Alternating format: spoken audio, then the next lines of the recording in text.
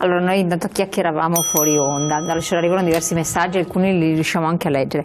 Ormai il sindaco è l'unica carica democratica rimasta, per questo vogliamo togliere le competenze ai comuni e centralizzare Roma. Tanto lì chi governa del cittadino non interessa, ma rispondono a chi li hanno messi in quella sedia. Quale collo usarne che non si schiodano più? Poi c'era un messaggio precedente di un cittadino che diceva che si fidava molto del proprio sindaco e che era la persona che era più vicina, sentita come un po' più vicina, quindi anche una responsabilità morale. Norme di protezione civile, vicepresidente, quali sono? Ci sono norme di protezione civile? Sì, parlavamo proprio adesso del piano di protezione civile. Allora, pochi magari sanno che cos'è, gli amministratori tutti dovrebbero sapere, ed è uno strumento questo di cui si dovrebbero dotare tutti i comuni. Il piano di protezione civile è proprio lo strumento per antonomasia, che sostanzialmente è l'insieme delle informazioni relative al proprio territorio e alle varie ipotesi di rischio che si possono verificare in un territorio, proprio per permettere ad un amministratore di gestire l'evento qualora si verificasse. I piani di protezione civile, quanti sono, ingegner Ceccato? Cioè che Piezzano sono pagine e pagine di solito? Possono essere volumi anche piuttosto corposi. Adesso per diciamo indicazioni regionali vanno anche informatizzate, ma l'informatizzazione è soprattutto la cartografia, quindi forse uno dei problemi, dei difetti dei piani di oggi è che per essere estremamente completi sono anche estremamente corposi, per cui anche di difficile consultazione dal punto di vista fisico, e qualche volta assomigliano, mi si permetta la critica, più a una guida turistica del comune che non a un reale strumento, almeno nella prima parte in cui si deve descrivere il comune, e quindi ci si dilunga molto nella descrizione del territorio che magari il comune conosce benissimo, e dopo si è molto più stringati in parti che sarebbero più utili alla gestione di un'eventuale emergenza. Di quando si verifica l'emergenza, la prima cosa che dovrebbe fare un sindaco è prendere questo piano, aprirlo, cercare di consultarlo. È che, come dicevo prima, sei talmente preso dal panico, non hai tempo, è magari un volumone grosso e non hai né voglia né tempo di metterti là a guardare. Lo dovresti già conoscere prima, dovresti già averlo consultato, già sapere che cosa c'è dentro, le varie indicazioni che ci sono.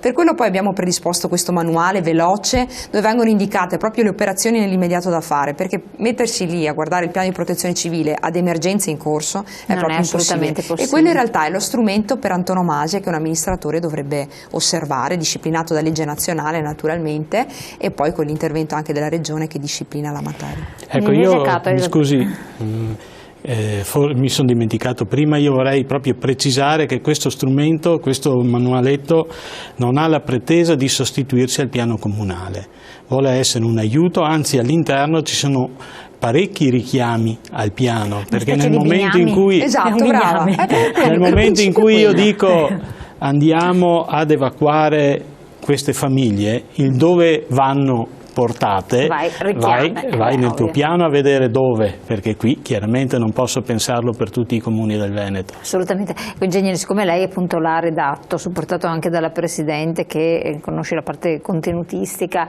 e operativa, ci descriva un attimo come è stato fatto. Io per esempio posso dire, a parte i simboli inizialmente, allagamenti da rete idraulica primaria o secondaria, questa è la prima parte che voi avete affrontato, e quindi spiegate che cos'è il rischio idraulico, le documentazioni eccetera, però dopo c'è stato di attenzione, stato di preallarme, stato di allarme e tutte le procedure da adottare. Poi durante l'alluvione cosa fare, addirittura dopo l'alluvione che cosa fare. Caso di alluvione abbiamo visto il caso. Certo. Allora vediamo un po' di capirlo, ho preso un esempio proprio per far capire che cosa c'è. Tutte le schede sono impostate in questa maniera perché per essere di utilizzo efficace abbiamo innanzitutto cercato di adeguarci a quella che sono le indicazioni e le modalità con cui la Regione, attraverso il centro funzionale decentrato, stabilisce lo stato dell'evento.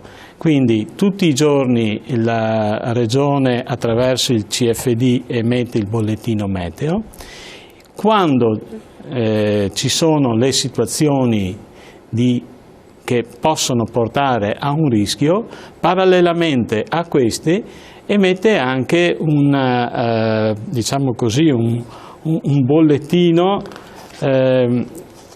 che indica il tipo di criticità su cui stiamo per arrivare, che potrà essere normalmente, quando non c'è niente, è criticità verde, colore verde, viene indicata, ecco perché dei colori. E quindi voi sindaci state tranquilli, perché lo dovete consultare sempre, però siete tranquilli e sereni. Se questa criticità verde, facciamo il caso, improvvisamente, come è successo, diventa rossa, cioè scatta l'emergenza, perché può succedere, è successo. A quel punto che cosa succede e che responsabilità ha il sindaco? Perché allora, finché è rossa... sì, ma giustamente ci sono delle situazioni, come per esempio il rischio idraulico, che noi sappiamo con qualche giorno di anticipo che ci sta per arrivare qualcosa di importante, e quindi lo stato di attenzione, quello giallo, comincia a esistere già qualche giorno prima, poi il preallarme e l'eventuale allarme, e quindi c'è un tempo anche tecnico per prendere delle decisioni. Ci sono però delle situazioni che possono essere improvvise. Attualità, oggi abbiamo il terremoto, è chiaro che se mi capita la scossa, se mi capita all'improvviso, e certamente non c'è stato il tempo da parte di nessuno di emettere diciamo, avviso né di preallarme né di allarme. A quel punto è evidente che il sindaco è la situazione peggiore, questa, in cui deve farsi carico della situazione e prendere immediatamente in mano la situazione, e questo è chiaramente lo stato peggiore in cui si può trovarsi. A parte terremoti e alluvioni, adesso poi tra l'altro c'è anche maggiore attenzione nel preallertare, soprattutto nel caso di alluvioni. Una volta invece diciamo che era un po' più superficiale la situazione, poi abbiamo le bombe d'acqua che sono abbastanza improvvise. Altri casi di improvvisa emergenza sono non so, un evento chimico, per esempio un'azienda, abbiamo le zone industriali che sono adiacenti ai centri abitati o zone artigianali, che dir si voglia, l'esplosione oppure un attentato. Adesso abbiamo visto gli attentati, c'è un momento di tregua, grazie a Dio, però purtroppo non ne siamo stati esenti. Oppure ancora il caso dell'arrivo di profughi improvvisamente. Abbiamo parlato anche recentemente con dei sindaci che si sono trovati tanta gente che è arrivata, non sapevano come gestirla, dove andarla a mettere, però il prefetto aveva imposto questo, e lì inizia ad essere il caos.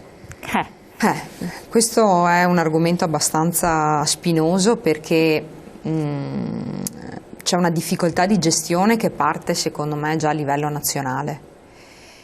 Però ricade su di voi, un po' richiamandoci al messaggio di prima.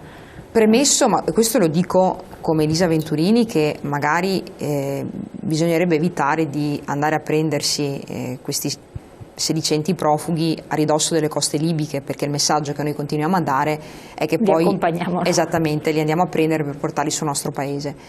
Lo potremmo fare se tutti gli altri paesi europei fossero concordi nel portare avanti delle politiche di accoglienza, ma siccome così non è impensabile che l'Italia possa essere il salvatore che mette fine o trova un riparo a tutti gli immigrati che decidono di andarsene dall'Africa.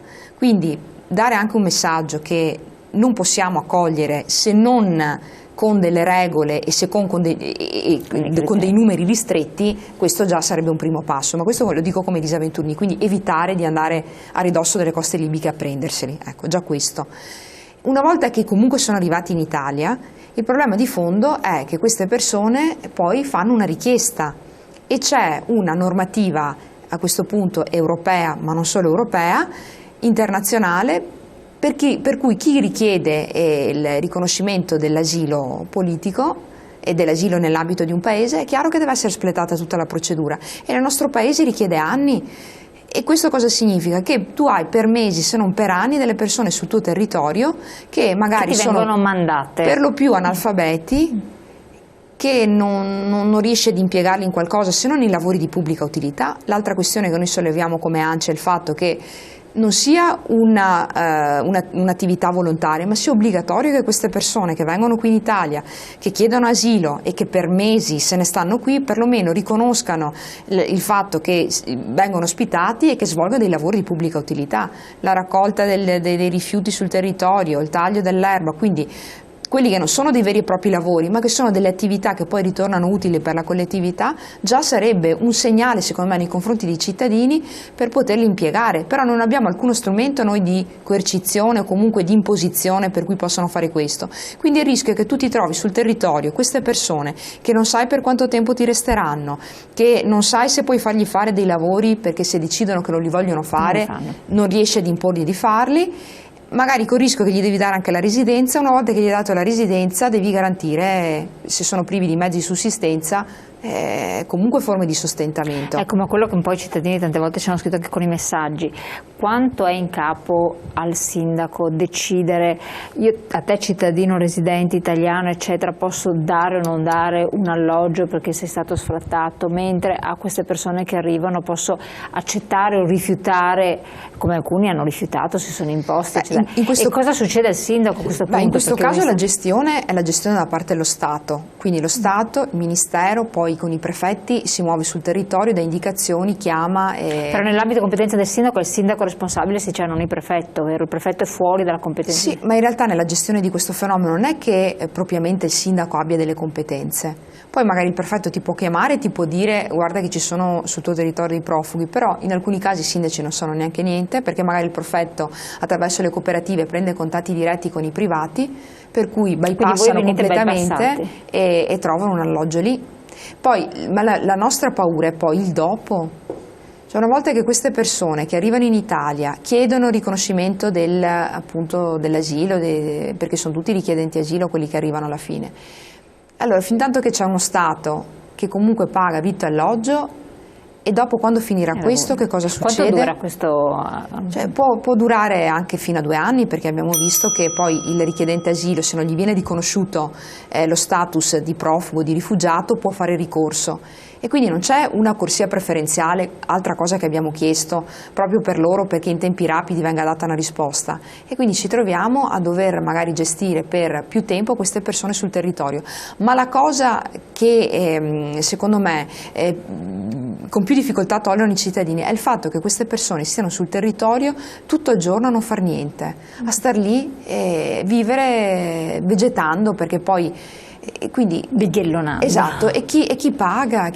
Poi sono soldi delle tasse, con le difficoltà economiche che ci sono anche, perché se fossimo gli anni passati, vi ricordate c'era stato il caso degli albanesi all'inizio degli anni 90, dove sono stati distribuiti, ma lì era legato ad un fatto contingente, era un numero limitato, la situazione da un punto di vista economico comunque in Italia andava bene. E comunque hanno creato problemi, perché non erano stinchi di santi quelli che arrivavano da noi. Ah sì. Se ci ricordiamo, per cui...